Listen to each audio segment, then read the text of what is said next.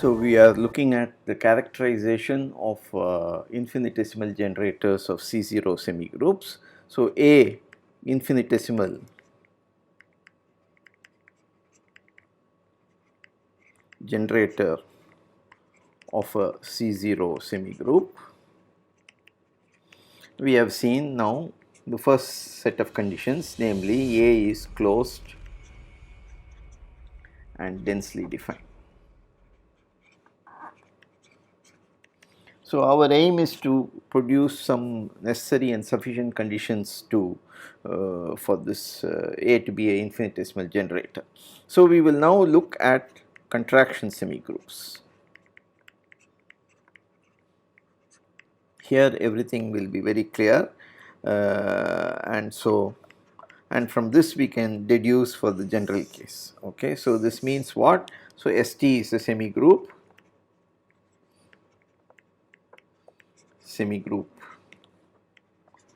on V, which is a Banach space,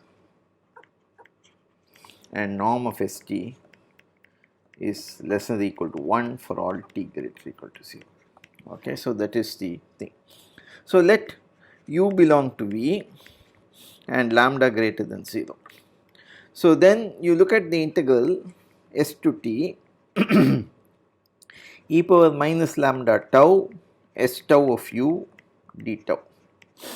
Now this in modulus is less than or equal to norm s tau is 1, so norm u times integral s to t e power minus lambda tau d tau, and therefore this goes to 0 as s and t tend to infinity. Therefore this implies that integral 0 to infinity of e power minus lambda tau s tau u d tau exists as an improper integral. So this is well defined, and because forever s and whatever, so you can define it as the limit. So this is in fact is nothing but the limit as t tends to infinity of integral 0 to t e power minus lambda tau s tau u d tau. Okay. So now we define r lambda of u is equal to integral 0 to infinity e power minus lambda tau s tau u d tau. So this is of course a linear operator on V, and also it is a bounded linear operator because norm of r lambda of u is less than or equal to norm of s tau is so norm u times integral 0 to infinity e power minus lambda tau d tau, which is equal to 1 by lambda norm u. Okay. So you have that norm of r lambda is less than or equal to 1 over lambda. Okay. So this is you may recognize from this expression for r lambda, it looks like what is called the Laplace transform, which you are probably familiar in your study of ordinary differential equations. Okay, so then it's normal, we are trying to solve some ordinary differential equations of a special form, and it is normal that the Laplace transform comes in somewhere or the other. So now we have a theorem. A infinitesimal generator of a C0 semigroup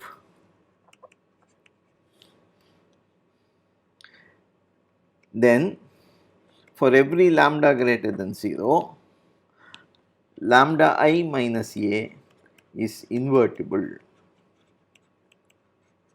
and norm of lambda I minus A equal to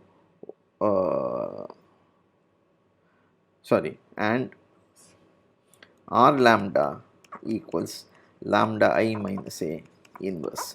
So remember that lambda I minus A is an unbounded operator, but it has a bounded inverse. This always happens, very often happens. So it has a bounded inverse and it has a norm, so which is equal to norm of the inverse is in fact less than 1 by. So in particular norm of lambda I minus A inverse is less than or equal to lambda inverse, okay, for every lambda greater than or equal to greater than 0. So, proof. So, we have an unbounded operator. So, A generates ST, t greater than or equal to 0, C0 semigroup. Okay, so now we want to show that lambda I minus A inverse. So what is equal to R lambda? So what do we need to show? We need to show the following: for every u in V, R lambda of u belongs to dA, and lambda I minus A of R lambda u equal to u. Okay, that is one, because if you want it to be the inverse now, and for every u in dA, R lambda of lambda I minus A u equal to u. Okay, so these are, see, lambda I minus A of u, it makes sense only for d of u in d of A, and R lambda makes sense for any vector. And here of course R lambda u makes sense for any vector, but then it should be in dA for lambda I minus A to act on it. So this is what we mean by saying that lambda I minus A has a bounded inverse. So R lambda is a bounded linear operator, and these two things have to be shown. Okay, so this will prove the theorem. Okay, so let H be greater than 0 and u belong to V. Okay. So we have to show R lambda u is in the domain. So you have to take SHU, SH of SH minus I by H acting on R lambda u. This is equal to 1 over H integral 0 to infinity e power minus lambda tau. Okay. Now SH will go through the integral, as I said, integral. So S of tau plus H u minus S tau of u d tau. So this is just okay. So now this is equal to 1 by H. Now I am going to replace this tau plus H by tau. So we are going to make a change of variable. So that is integral H to infinity e power minus lambda tau minus H. Okay, tau goes to tau minus H, S tau of u d tau minus 1 over H integral 0 to infinity S tau of u d tau. Okay. So then this, if you simplify, this becomes e power lambda H minus 1 by H integral 0 to infinity e power minus lambda tau S tau of u d tau.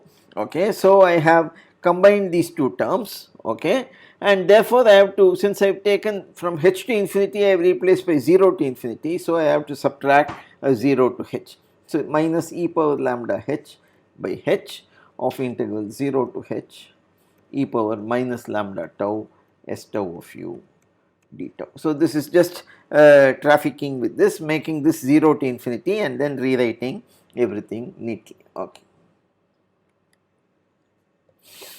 Okay, so now we know how to find the limit of these things. So this is e power lambda H by minus 1 by H goes to lambda. This is a standard limit which you probably learned in your first class in calculus, and then this is nothing but R lambda of u minus e power lambda H is lambda tends to infinity,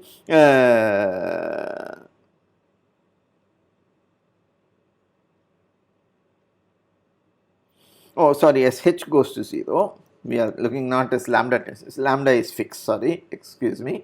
So as H goes to 0, 1 by H integral 0 to H will go to the value at tau equal to 0, and that will just give you u, and e power lambda 0 is 1. Okay, so this is just this, and therefore this implies that R lambda u belongs to DFA, and A of R lambda u equals lambda R lambda u minus u.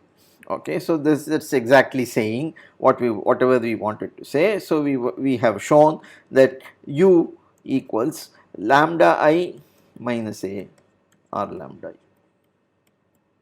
I, and that is exactly this statement which we wanted to prove. Now about, so we have that, so now let U belong to D of A. So R lambda of AU equals integral 0 to infinity e power minus lambda tau S tau of AU d tau, which is equal to integral 0 to infinity e power minus lambda tau d by d tau of S tau of U, that we know because U is in D of A. So S tau of AU is nothing but d by d tau S tau of U d tau, and now we can integrate by parts. So this is equal to minus integral with the derivative coming here. So lambda integral 0 to infinity e power minus lambda tau S tau of U, okay, and then the boundary terms at infinity, there is, this will go to 0 and this is bounded by norm U, and therefore this whole thing will go to 0, and at 0 we have minus e power lambda 0 is 1, and then S0 of U is just U, and therefore this is equal to lambda R lambda U minus U. So you have that again U is equal to R lambda times lambda I minus A of U for U in D of U. Okay, and that is the second statement which we wanted to show. R lambda lambda I minus A U equal to U, and therefore that proves the theorem completely.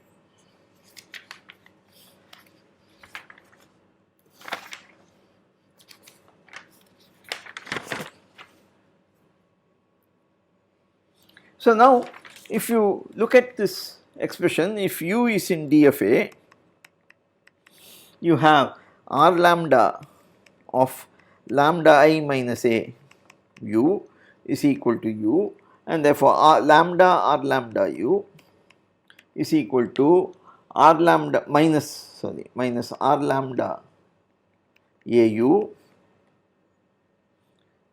is equal to U. Okay. So you have R lambda of AU is equal to lambda R lambda U minus U. And if U belongs to V, you have that lambda I minus A of R lambda U equal to U. So A of R lambda U equals lambda R lambda U minus U. Okay, so the right hand side is the same. So if U belongs to D of A, then both these statements are true. This implies that R lambda AU equals A of R lambda U equals lambda R lambda U minus U.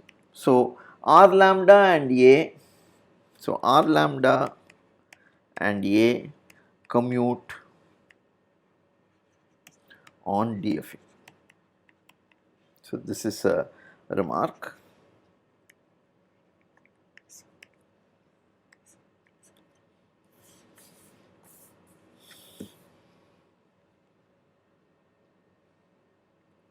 So a infinitesimal generator of a C0 semigroup. So this implies now we have three things. A is densely defined, A is closed, and for every lambda greater than 0, lambda I minus A inverse exists, and norm lambda I minus A inverse is less than or equal to 1 over lambda. Okay, and this is now we these are all necessary conditions, and we will show that these are also sufficient of a contraction semigroup. So let me correct this. So it's not semigroup, it's contraction semigroup. Okay, fine. So, we would like to show that these are also sufficient. So, before that, one another remark: if lambda I minus a is invertible,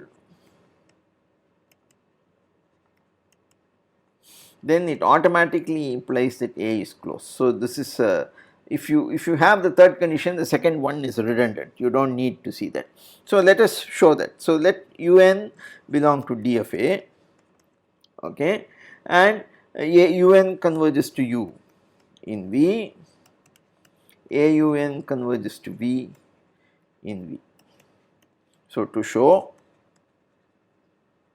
U belongs to the domain of A and AU equals V. So, this is what we need to prove. Okay. So, let us take R equals I minus A inverse, which exists of course. So, then AUN converges to V. So, RAUN converges to R of V. But RAUN is what? R of UN minus UN. We have seen if U is in domain of A, so R of R is nothing but lambda equals to 1. So, you have RUN minus UN. Okay. So, we have just used that condition here. So, this converges to R of V. Okay. So,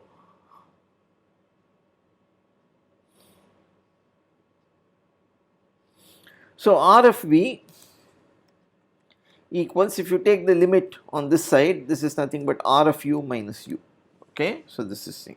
So, this implies that U equals R of U minus V, but range of R is contained in D of A, because we know that R of any element is contained in domain of A. That was the content of the previous theorem, and therefore, this implies that U belongs to D of A.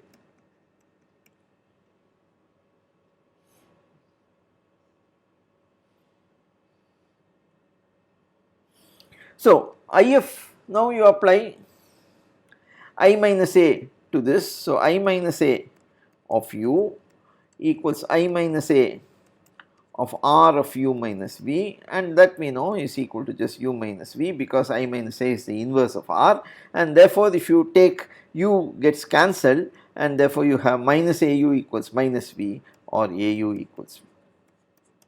Okay. So, therefore, A is closed. So, if I minus A is invertible, then automatically A has to be a closed operator. So, now we before we can proceed to the characterization of the infinitesimal semigroup generators of a contraction semigroup, we need a couple of technical results. So, let A as above. Okay. So, what is as above?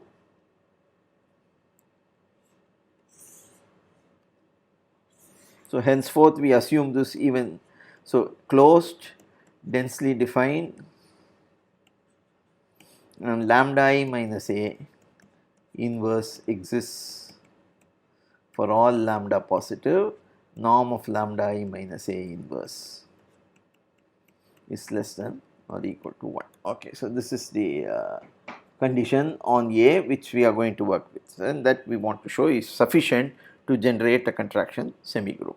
So, A as above, then for every U in V, we have limit of lambda tending to infinity, lambda or lambda of U equal to U. So, proof. So, let us first start with U in the domain of A, then you have norm of lambda or lambda U minus U, and that is equal to norm of R lambda of AU, which is less than or equal to 1 over lambda times norm AU, and therefore goes to 0. Therefore, this is true for all U in dA. Now, if U belongs to V, there exists V in dA such that norm U minus V is less than epsilon, whatever may be epsilon greater than 0. Okay. So, now you take norm of lambda r lambda u minus u is less than or equal to norm of lambda r lambda of u minus v plus norm of r lambda v minus v plus norm of v minus u. Okay. Now, that is less than or equal to 2 times lambda r lambda norm is less than or equal to 1, and therefore, you have twice norm u minus v plus norm of r lambda lambda r lambda v minus v. Okay. So, you choose so this will be less than or equal to 2 epsilon, and then this is less than or equal to on whatever you want epsilon for lambda large enough. So, you first choose a v and then you choose a lambda. This is going to, because v is in D of A, since v belongs to D of A. Okay. And therefore, you have the lemma is proved. Okay.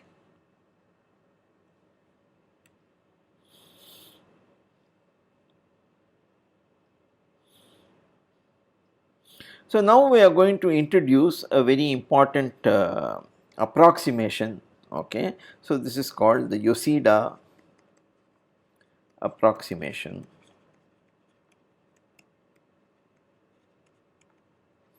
of A. So, lambda is positive, and then we define A lambda equals, definition is lambda A r lambda, which is equal to lambda square r lambda minus lambda I.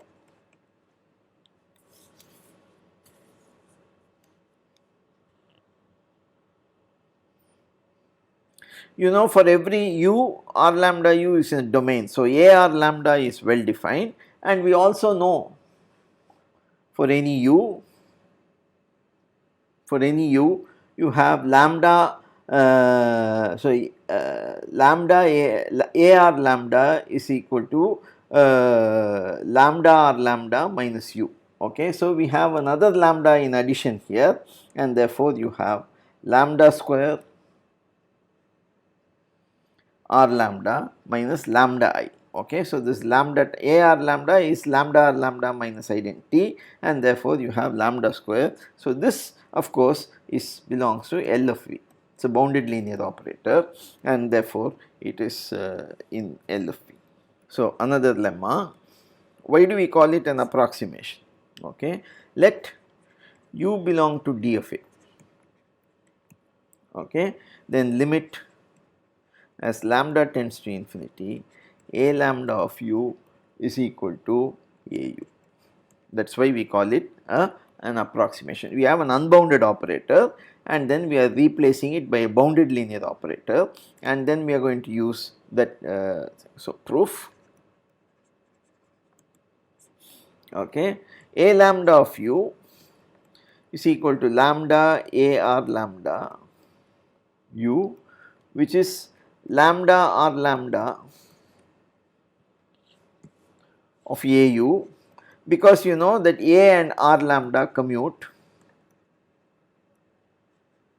on dA. Okay.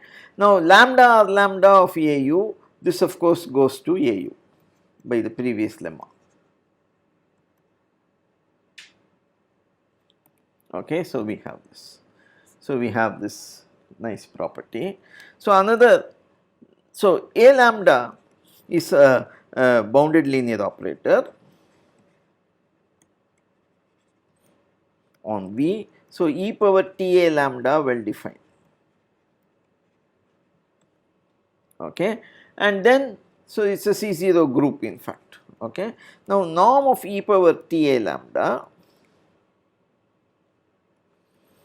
So, A lambda is what? A lambda is lambda square r lambda minus lambda I. So, you have e power minus lambda t, okay, into norm of e power t lambda square r lambda.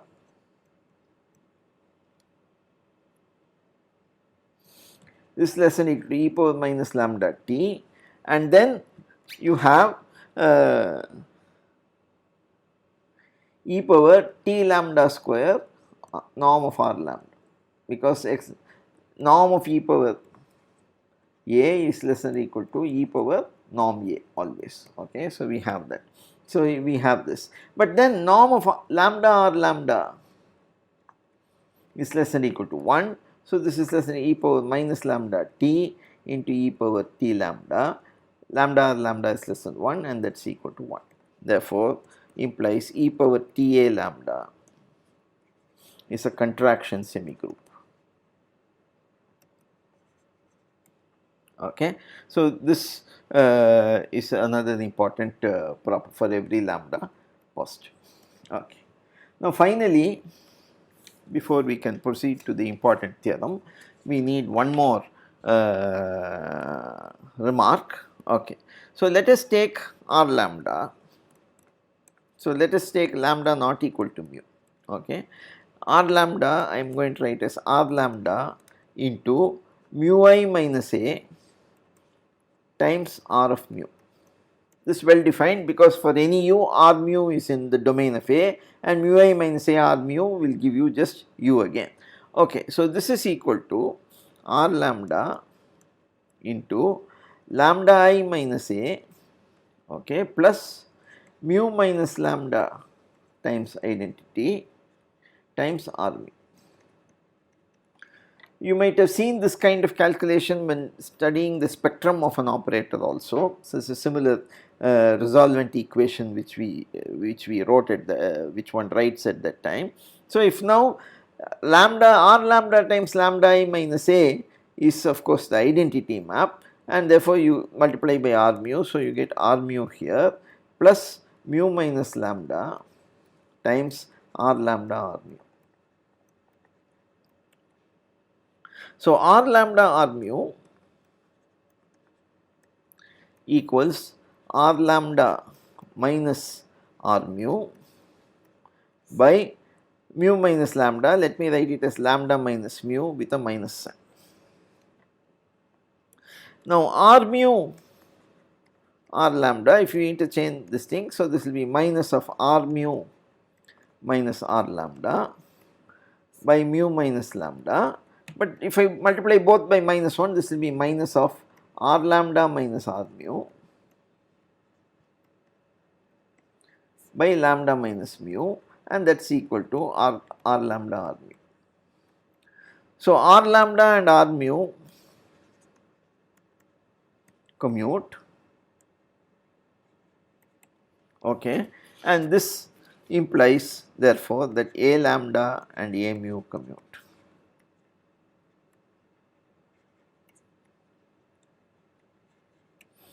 Okay, so these are the important things which we must remember, and our next step now is to prove that the three conditions which we wrote down, closed, densely defined, and the inverse exists and the norm is less than or equal to 1. So these three conditions are both which are now necessary for the contraction semigroup, are also sufficient for A to generate a contraction semigroup. That is the content of the Hill-Yosida theorem, which we will prove next time.